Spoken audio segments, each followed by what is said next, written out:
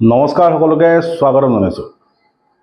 এই মুহূৰ্তত বিজেপিৰ ভিতৰ চৰা কি চলি আছে এই বিষয়টোক লৈ বিভিন্ন ধৰণৰ চৰ্চা অব্যাহত আছে। এতিয়া সেই চৰ্চাৰ মাজত এটা বিশেষ প্ৰবন্ধ, এখন বিশেষ আলোচনীৰ এটা বিশেষ প্ৰবন্ধ, সেই সন্দৰ্ভত আজি আমি কিছু তথ্য ৰাজহুৱা কৰিব বিচাৰিছোঁ। যে আমি বাৰে বাৰে এইটো কথা কৈ আছোঁ যে বিৰোধী দলসমূহে সুযোগ লোৱাত ব্যৰ্থ হৈছে, বিৰোধী দলসমূহে ৰাইজৰ মাজলৈ যোৱাত ব্যৰ্থ হৈছে। কংগ্ৰেছ হওক, ৰাইজৰ দল হওক, অসম জাতীয় পৰিষদ হওক বা যিকোনো অসমৰ বিৰোধী দল, তেওঁলোকে এতিয়া ইছ্যুবিলাকক ধৰি ৰখাত ব্যৰ্থ হৈছে, ৰাইজৰ ইছ্যু সন্মুখত অনাত ব্যৰ্থ হৈছে। জাতীয় সংগঠনবিলাকৰ কথা বাৰু নকয়ে, এতিয়া তেওঁলোকে হা হুমুনিয়া খাই হামিয়া হিকটিয়াই চলি আছে। মাজে মাজে কেতিয়াবা সংবাদ মাধ্যমত দেখা যায় ধূমকেতুৰ দৰে, কিন্তু ৰাজনৈতিক দলবিলাকৰ অৱস্থা তথৈবচ। এটা তথৈবচ অৱস্থাটোৰ কথাত ঘুনুকঘানাকৈ এইটো আলোচনা হৈ আছে যে বিজেপিৰ ভিতৰচৰাত ব্যাপক অন্তঃকণ্ডল চলি আছে, বিজেপিৰ ভিতৰচৰাত ব্যাপক খামখেয়ালি চলি আছে। বিশেষকৈ এইটো কথাও চৰ্চা লাভ কৰিছে যে হয়তো হিমন্ত বিশ্ব শৰ্মা মুখ্যমন্ত্ৰী অসমৰ আৰু তেওঁৰে এজন সতীৰ্থ কেবিনেট মন্ত্ৰী পীযুষ হাজৰিকা, দুইজনৰ মাজত সংঘাত আৰম্ভ হৈছে। সেই কথাটো কিন্তু চৰ্চিত হৈছে। এতিয়া সেই চৰ্চাবিলাকৰ মাজত এখন আলোচনীৰ এটা বিশেষ প্ৰবন্ধই খলকনি সৃষ্টি কৰিছে। এটা বিশেষ আলোচনীখনৰ নাম হ'ল স্বৰাজ্য। এতিয়া স্বৰাজ্য আলোচনীখন এইভাবে বিখ্যাত বা এইভাবে চিনি পায় মানুহে যে এই আলোচনীখনে সদায় বিজেপিৰ পক্ষত কথা কয়, বিজেপিৰ অনুকম্পা থকা মানুহৰ দ্বাৰা পৰিচালিত, অৰ্থাৎ বিজেপিক ভাল পোৱা, বিজেপিৰ অনুগামী কিছু মানুহৰ দ্বাৰা পৰিচালিত স্বৰাজ্যই সদায় বিজেপিৰ সন্দৰ্ভত বহু কথা কয়। তেওঁলোকৰ এখন মাহেকীয়া আলোচনী আছে আৰু এটা নিউজ পৰ্টেল আছে। তেওঁলোকৰ কথাবিলাকত বহু ভুল তথ্যও থাকে, কিন্তু বিজেপিৰ ভিতৰচৰা সন্দৰ্ভত তেওঁলোকে বহু কথাই কয়। বিজেপিৰ প্ৰতি আকৰ্ষিত, বিজেপিৰ লগত থকা, বিজেপিৰ সপক্ষে কথা কোৱা এখন আলোচনী। সেই আলোচনীখনত এটা বিশেষ প্ৰবন্ধ প্ৰকাশিত হৈছে। সেই প্ৰবন্ধটোৰ শিৰোনামা দিয়া হৈছে নট পাৰ্টি বাট কলিউশ্যন, যদি আমি সহজ ভাষাত কওঁ। এতিয়া কথাটো কাৰ বিষয়ে কৈছে যে অসমৰ বিজেপি দলটোৰ বিষয়ে বা অসমৰ বিজেপি চৰকাৰখনৰ বিষয়ে ইয়াত এটা বিস্তৃত কথা কৈছে। এতিয়া সেই কথাখিনি আৰম্ভণিৰ যিটো বাক্য, সেইটোৱে আটাইতকৈ গুৰুত্বপূৰ্ণ। সেইটোত তেওঁলোকে ক'বলৈ বিচাৰিছে যে এতিয়া অসমত আৰু বিজেপি দল নাই। খুব গুৰুত্বপূৰ্ণ কথা যে তেওঁলোকে ক'বলৈ বিচাৰিছে যে অসমত এতিয়া আৰু বিজেপি দল নাই। এতিয়া সেইটো দল নহয়, সেইটো এটা মিত্ৰজোঁটলৈ পৰিণত হৈছে।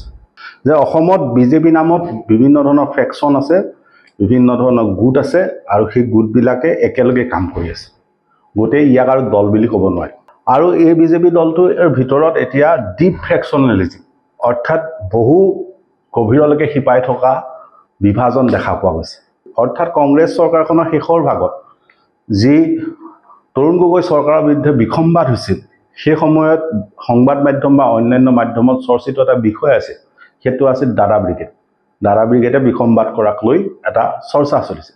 এতিয়া এই আলোচনীখনে যিটো প্ৰবন্ধ লিখিছে তাত কিন্তু সেই দাদা ব্ৰিগেডৰ কথাই কৈছে যে তেওঁলোকৰ মতে, অৰ্থাৎ স্বৰাজ্যৰ মতে, বিজেপি দলটো এটা আইডিঅলজিকেল দল বা এটা আদৰ্শগত দল।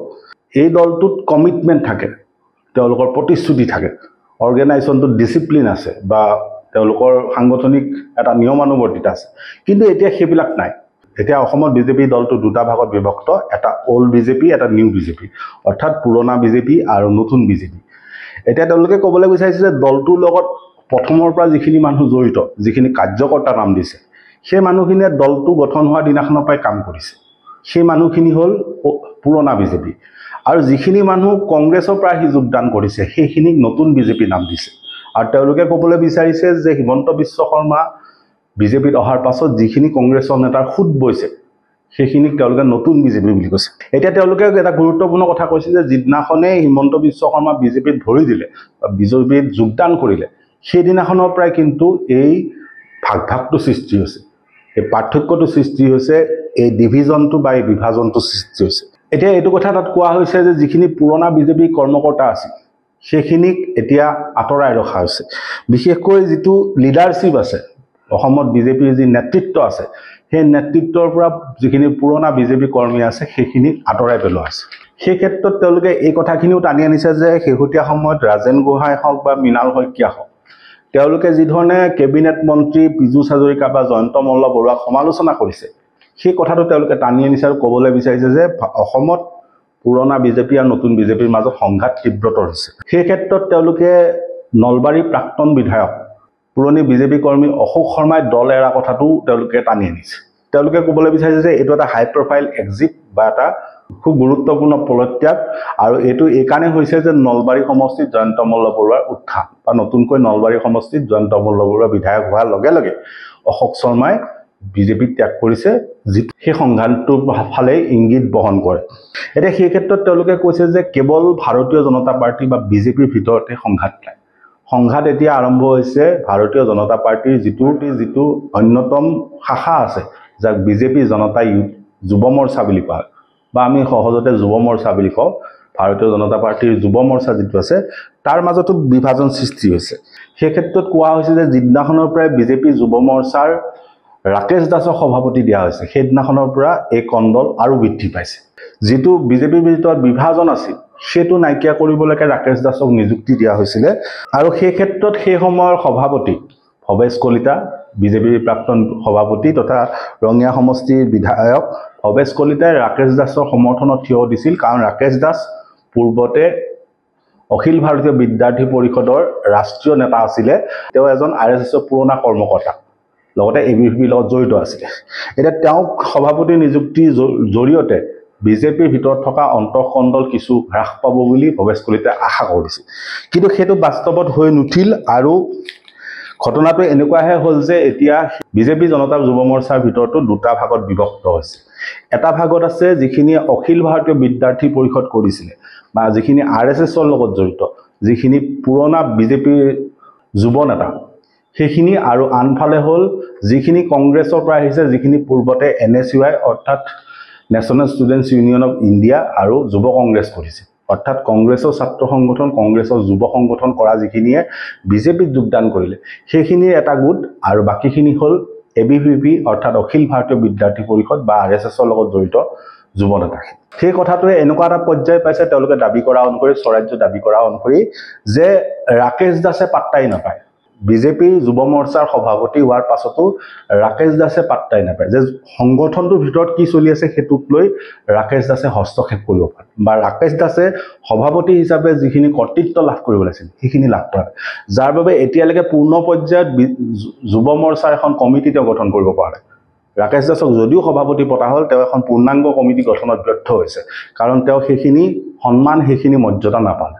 এতিয়া সেই ক্ষেত্ৰত কোৱা হৈছে যে ৰাকেশ দাসে এনেকৈহে সংগঠনটো চলাইছে যে কেইজনমান ABVP অৰ্থাৎ অখিল ভাৰতীয় বিদ্যাৰ্থী পৰিষদৰ কেইজনমান কৰ্মকৰ্তাক আনি তেওঁ কোনোমতে যুৱ মৰ্চাটো চলাই গৈছে, কিন্তু যিখিনি পূৰ্বতে যুৱ কংগ্ৰেছ বা কংগ্ৰেছৰ ছাত্ৰ সংগঠন কৰি যিখিনি বিজেপিত আহিল সেইখিনিৰ লগত তেওঁৰ এটা দূৰত্ব আছে, ফলত তেওঁ কোনোমতে সংগঠনটো চলাই গৈছে, কিন্তু তাত কোনো ৰাজ্যিক সমিতি গঠনত ব্যৰ্থ হৈছে। আৰু এই ক্ষেত্ৰত ৰাকেশ দাস আৰু বিজেপিৰ এজন শীৰ্ষ নেতাৰ মাজত যি সংঘাত হৈছিল ৰাজহুৱাকৈ, যিটো সংবাদ মাধ্যমতো প্ৰচাৰ হৈছিল, সেই কথাটো ইয়াত উল্লেখ কৰা হৈছে।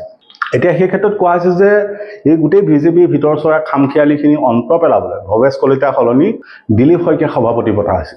দিলীপ শইকীয়া লোকসভাৰ সাংসদ, পুৰণা বিজেপি কৰ্মী, RSS কৰিছিলে, গতিকে দিলীপ শইকীয়া সভাপতি পতা হৈছিল। আৰু আশা কৰা হৈছে যে দলটোৰ ভিতৰত পূৰ্বৰ যি তেওঁলোকৰ নিয়মানুৱৰ্তিৰে তেওঁলোকে যি ধৰণে দাবী কৰে সেইখিনি ঘূৰি আহিব বুলি তেওঁলোকে আশা কৰিছিল, আৰু দলটোৰ ভিতৰত যি বিভাজন সৃষ্টি হৈছে বিভাজন নাইকিয়া হ'ব বুলি আশা কৰিছিল। কিন্তু এইটো কোৱা হৈছে যে দিলীপ শইকীয়াই বিজেপিৰ সভাপতি লাভ কৰাৰ পাছতো বিভাজন শেষ নহ'ল, স্পষ্টভাৱে কৈছে যে বিভাজন শেষ হোৱা নাই। কাৰণ এইটো কথা তেওঁলোকে কৈছে যে দিলীপ শইকীয়া সভাপতি হোৱাৰ কেইবামাহো উকলি যোৱাৰ পাছতো দিলীপ শইকীয়াই কিন্তু পূৰ্ণাংগ পৰ্যায়ত বিজেপিৰ এখন ৰাজ্যিক কমিটি গঠন কৰিব পাৰে, যে অসমত বিজেপিৰ এখন ৰাজ্যিক কমিটি গঠনত ব্যৰ্থ হৈছে দিলীপ শইকীয়া। আৰু সেই ক্ষেত্ৰত শেহতীয়া দিলৱাৰ হুছেইন মজুমদাৰৰ গ্ৰেপ্তাৰৰ পিছত, সাংবাদিক দিলৱাৰ হুছেইন মজুমদাৰৰ গ্ৰেপ্তাৰৰ পিছত দিলীপ শইকীয়া আৰু মুখ্যমন্ত্ৰীৰ মাজত কিবা সংঘাত আছে নেকি সেইটো তাক লৈ প্ৰশ্ন উঠিছিলে। এতিয়া সেই ক্ষেত্ৰত এই স্বৰাজ্য আলোচনীত যিটো প্ৰকাশিত তথ্য সেইটোত কিন্তু সেই কথাটো কৈছিল যে দিলীপ শইকীয়াই দলটোৰ ভিতৰত নিয়মানুৱৰ্তিতা ঘূৰাই আনিব পৰা নাই বা দলটোক একেলগ কৰিব পৰা নাই বা পুৰণি বিজেপি আৰু নতুন বিজেপিৰ মাজত যি সংঘাত তাক শেষ কৰিব পাৰে, যাৰ বাবে তেওঁ কমিটি গঠনত ব্যৰ্থ হৈছে। এতিয়া সেই ক্ষেত্ৰত এই আলোচনীখনে, স্বৰাজ্য আলোচনীয়ে ৰাজ্যত হ'বলগীয়া নিৰ্বাচনৰ সময়ত বিজেপি দলৰ ভিতৰত থকা এই খামখেয়ালিক লৈ কিন্তু সন্দেহ প্ৰকাশ কৰিছে। এতিয়া তেওঁলোকে কৈছে যে যিখিনি নতুন বিজেপি আহিছে সেইখিনিয়ে কেৱল দলটোত বিভাজনে অনা নাই, তেওঁলোকে ডিচিপ্লিনাৰী ক্ষেত্ৰতো বা নিয়মানুৱৰ্তিতাৰ ক্ষেত্ৰতো প্ৰত্যাহ্বান সৃষ্টি কৰিছে। সেই ক্ষেত্ৰত তেওঁ কৈছে যে যিগৰাকী মৰিয়নি বিধায়ক নতুন বিজেপি নেতা ৰূপজ্যোতি কুৰ্মী, তেওঁৰ আচাৰ ব্যৱহাৰক লৈ যিটো পৰিস্থিতিৰ সৃষ্টি হ'ল শেহতীয়াকৈ বিধানসভাৰ ভিতৰত যিধৰণে তেওঁ খেদি গ'ল, সেই কথাটোও টানি আনিছে যে সেইধৰণে নতুন বিজেপিৰ যিখিনি বিধায়ক আছে সেইখিনি নিয়মানুৱৰ্তিতা ভংগ কৰিছে, যিটোক এতিয়া নিয়ন্ত্ৰণ কৰাত অসুবিধা আছে, যিটো এটা প্ৰত্যাহ্বান সৃষ্টি কৰিছে বুলি আলোচনীখনে কৈছে। আৰু সেই ক্ষেত্ৰত শেহত তেওঁলোকে কিন্তু পুনৰ মুখ্যমন্ত্ৰী হিমন্ত বিশ্ব শৰ্মা আৰু প্ৰাক্তন মুখ্যমন্ত্ৰী সৰ্বানন্দ সোণোৱালৰ প্ৰসংগটো টানি আনিছে যে এই দুইজন বিজেপিৰ শীৰ্ষ নেতা সৰ্বানন্দ সোণোৱাল আৰু হিমন্ত বিশ্ব শৰ্মা তেওঁলোকৰ মাজত সংঘাত থকাৰ কথাটো কিন্তু তেওঁলোকে ঘুনুকঘানাককৈ উল্লেখ কৰিছে। তেওঁলোকে ক'বলৈ বিচাৰিছে যে বিজেপিৰ ভিতৰত সেই বিভাজনটো এতিয়াও আছে, পুৰণি বিজেপিখিনি আৰু নতুন বিজেপিৰ মাজত সেই সংঘাতটো আছে, য'ত ক'ৰবাত নহয় ক'ৰবাত সৰ্বানন্দ সোণোৱাল আৰু হিমন্ত বিশ্ব শৰ্মাৰ নামত বিভক্ত হৈছে বিজেপি। এতিয়া এই গোটেই কথাখিনি যিখিনি তেওঁলোকে ৰাজহুৱা কৰিলে বা যিখিনি কথা তেওঁলোকে লিখিছে এইখিনি কিন্তু গুৰুত্বপূৰ্ণ, যে কথাখিনি ৰাইজৰ মাজত চৰ্চিত হৈ আছে যে বিজেপি দলৰ ভিতৰ চৰাত কিবা খামখেয়ালি চলি আছে। কিন্তু তাৰ বিপৰীতে যিধৰণে কংগ্ৰেছ বা অন্যান্য বিৰোধী দলসমূহে সুযোগ ল'ব লাগিছিল, সমগ্ৰ ৰাজ্যত যিধৰণে যিটো গতিত তেওঁলোকে নিৰ্বাচনৰ বাবে প্ৰস্তুতি চলাব তাৰ কোনো ঘাম নাই। আজি ৰাভা হাছঙৰ নিৰ্বাচনৰ যিখন কোৱাৰ্টাৰ ফাইনেল আছিল সেইখনতো এতিয়া কংগ্ৰেছ হাৰিলে, সেইখনতো বিৰোধী শূন্য হ'ল। যে আমি এই কথাটো বাৰে বাৰে কৈ আছোঁ যে যিখিনি পৰিষদীয় নিৰ্বাচন আছে বা অন্যান্য সৰু সুৰা নিৰ্বাচন আছে সেইখিনি জয়লাভ কৰিবলৈ শিকাৰ প্ৰয়োজন আছে বিৰোধী দল, যে সেইখিনিত জয়লাভ কৰিলেহে ৰাইজে এটা বিশ্বাস পাব যে তেওঁলোকে ক্ষমতা দখল কৰিব পাৰিব, আৰু সেইখিনি দখল কৰিব পাৰিলেহে তেওঁলোকৰো কাম কৰাৰ গতি বৃদ্ধি পাব। সেই কথাটো আমি বাৰে বাৰে কৈ আছোঁ। কিন্তু তেওঁলোকে ৰাভা হাছঙৰ নিৰ্বাচনত বিশেষ গুৰুত্ব নিদিলে, আৰু এইবাৰ ৰাভা হাছঙৰ নিৰ্বাচনটো বিজেপি আৰু তেওঁলোকৰ মিত্ৰজোঁটেই সৰ্বাত্মকভাৱে জয়লাভ কৰিছে। ইমানখিনি দলীয় বিসংগতি থকাৰ পাছতো যিখিনি তেওঁলোকে নিজে উল্লেখ কৰিছে সেইখিনিৰ পাছতো কিন্তু ৰাভা হাছঙত অপ্ৰতিৰোধ্য হৈ ৰ'ল বিজেপি। গতিকে বিৰোধী দলসমূহে সেই কথাখিনি চোৱাৰ প্ৰয়োজন আছে যে তেওঁলোকে এতিয়া নিজৰ মাজত খোৱা কামৰা কৰাতহে ব্যস্ত, যে আজিৰ দিনটোত ঢিঙত সাংসদ প্ৰদ্যুৎ বৰদলৈৰ সমৰ্থক আৰু কংগ্ৰেছৰে বিধায়ক শিৱামণি বৰাৰ সমৰ্থকৰ মাজত কাজিয়া লাগিছে। কিয় লাগিছে? যে পঞ্চায়তৰ নিৰ্বাচন আছে। গতিকে তেওঁলোকৰ ভিতৰ চৰাত অৱস্থাটো সেইটো। তাৰ পাছতো তেওঁলোকে একো নিশিকে, একো নকৰে, তেওঁলোকে এনেধৰণেই সময় পাৰ কৰিছে। যে ৰাভা হাছঙৰ নিৰ্বাচনটোত যিধৰণে ভূমি সমস্যাৰ ইছ্যুটো তেওঁলোকে তুলি ধৰি এটা নিৰ্বাচনী বাতাবৰণ তৈয়াৰ কৰিব পাৰিলে, সেইটো নকৰিলে। যে ৰাভা হাছঙৰ ভিতৰত সেই মানুহখিনি ৰাভা জনজাতীয় মানুহখিনিৰ ভূমিৰ পট্টা নাই সেই কথাটো 100% নিশ্চিত। ৰাভা হাছং স্বায়ত্তশাসিত পৰিষদ গঠনৰ পাছতো সেই মানুহখিনিয়ে ভূমিৰ অধিকাৰ আজিলৈকে নাপালে, সেই কথাটো নিশ্চিত। আমি হওক বা বিভিন্ন পক্ষই হওক সেইটো বাৰে বাৰে ৰাজহুৱা কৰা হৈছে, আন্দোলন হৈছে, বিভিন্ন কথা আলোচনা হৈছে।